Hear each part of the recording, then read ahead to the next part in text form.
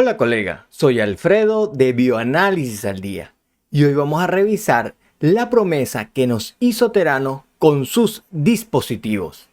Es un hecho que hoy en día nosotros vivimos más que nuestros abuelos, que nuestros bisabuelos, que nuestros tatarabuelos, y eso se debe a que ha mejorado mucho las condiciones de salud. Y también nosotros le hemos dado una mayor importancia a la salud. La Organización Mundial de la Salud impulsa también a que todos nos cuidemos un poco más y todos los entes gubernamentales también están trabajando en pro de esa salud. Pasamos de una medicina que simplemente atendía a los diferentes trastornos hacia más bien una medicina preventiva. Y todo esto hace que hoy en día todos los individuos tengan un rol activo, ¿sí?, en buscar esa salud. Y como parte de esa salud puede ser medida desde el punto de vista del laboratorio, entonces esos análisis tradicionales de laboratorio han salido de ese ámbito y han llegado a los pacientes directamente. Algo que se conoce como los Point of Care Testing. Existe un aumento en el número de Point of Care Testing con un objetivo, con una característica que son orientados al consumidor o directo al consumidor. Podemos tener tres tipos de estos dispositivos Point of Care. Y si no estás muy al tanto de qué se trata este tipo de dispositivo, bueno, hace no mucho hice un en vivo sobre los Point of Care Testing y ahí te digo lo que no te cuentan sobre estos dispositivos. El hecho es que este modelo de directo al consumidor hace que cualquier persona pueda tener estos aparatos en su casa y pueda hacerse entonces un análisis de laboratorio en su casa. Quizás el ejemplo más destacado, el más antiguo que existe, es el glucómetro. Y el glucómetro es un excelente aparato. Es un aparato que está orientado para el control de la glucosa en aquellos pacientes diabéticos, única y exclusivamente. No es, por ejemplo, un instrumento que sirva para hacer el diagnóstico de diabetes. Tiene una orientación muy particular y si se le da esa buena orientación es un excelente aparato. No sé si tú recuerdas, por lo menos yo recuerdo cuando era pequeño y veía revistas como Mecánica Popular o la revista Muy Interesante, ahí a veces aparecían inodoros y decían que para el año 2020 todos íbamos a tener estos inodoros en la casa y que él automáticamente iba a analizar la orina, iba a analizar chorrocientos parámetros y nos iba a decir cómo estaba nuestra salud y cómo podíamos mejorar nuestra salud. Esta idea es una idea que tiene muchísimo tiempo y que, bueno, que ciertamente existe una gran cantidad de personas trabajando para volverla realidad. Y justamente esa era la promesa inicial de Terano. Una promesa que además se le sumaban otros otras cosas, lo cual iba haciendo que esto sea una promesa muy tentadora. Una de ellas era que se iba a basar en punciones capilares. Esta empresa se iba a encargar de fabricar unos aparatos que iba a tener la persona en su casa y que se iba a realizar una punción capilar directa, lo iba a colocar directamente en el aparato e iba a obtener su resultado. De esta manera existen unas grandes ventajas, por ejemplo, el menor volumen de muestra, ya que con esta muestra capilar se va a requerir una pequeña gota de sangre en comparación con la muestra venosa tradicional, en la cual se consume una gran cantidad de tubos. Debemos saber que existe una gran cantidad de pacientes o una cantidad importante de pacientes que le tienen miedo a la aguja, que le tienen miedo y se preocupan mucho cuando uno está tomando varios tubos. Bueno, toda esta incertidumbre se quitaría con este tipo de dispositivo. Además que esta punción, según afirmaban con mucho marketing aquí, que es una punción totalmente indolora y que por lo tanto resultaba conveniente para el paciente poder realizarse este examen en su casa. Inicialmente, la promesa era una punción capilar directa.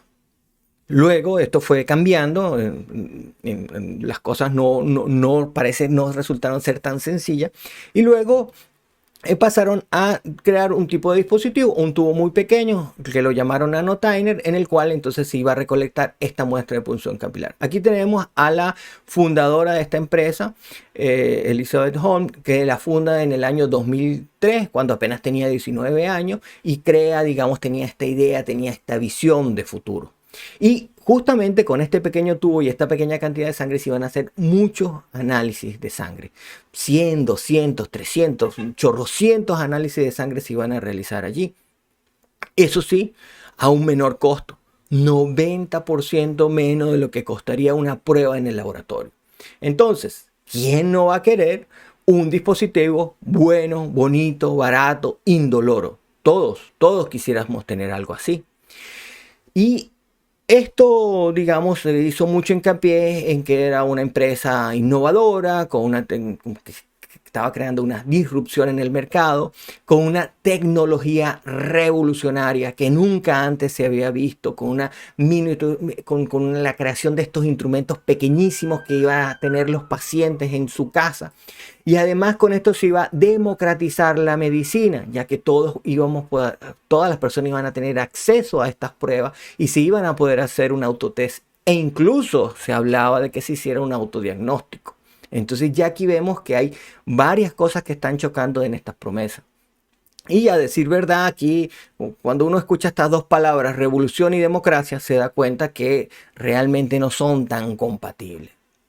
Esta empresa Theranos entonces nos está ofreciendo dispositivos sensibles, específicos, robustos, de una alta calidad. Siempre la CEO de esta empresa habló de la altísima calidad que tenían estos dispositivos, que tenían estas pruebas.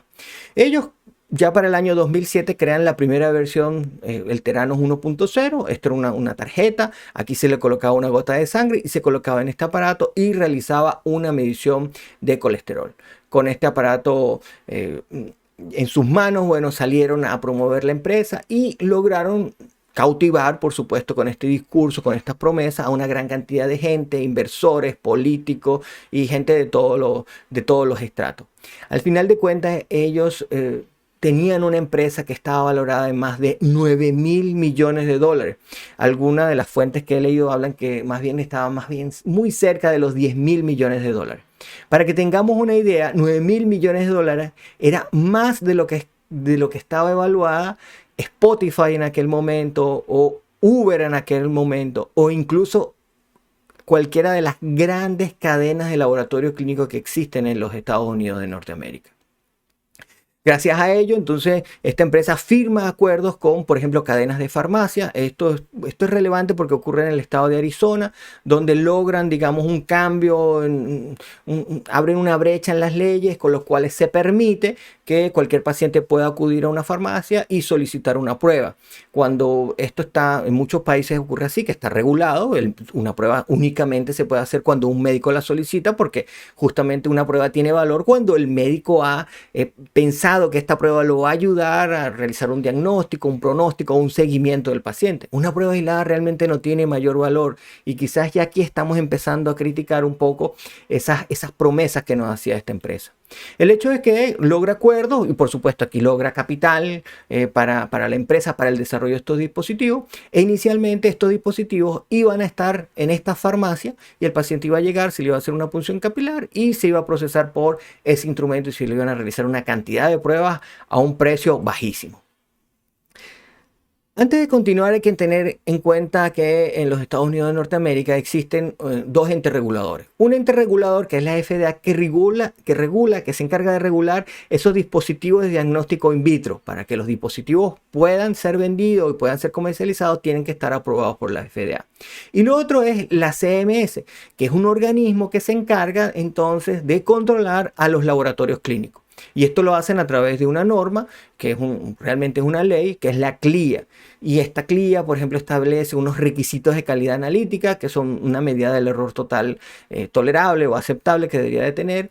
Y también establece que se deben realizar evaluaciones periódicas de los laboratorios en unos ensayos de intercomparación y que deben cumplir con unos determinados de requisitos de calidad que se establecen en esa normativa o que a veces tienen pequeñas variaciones según el estado.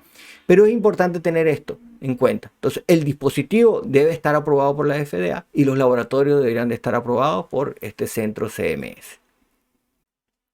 Y esto fue parte de nuestro en vivo, Theranos, el mito.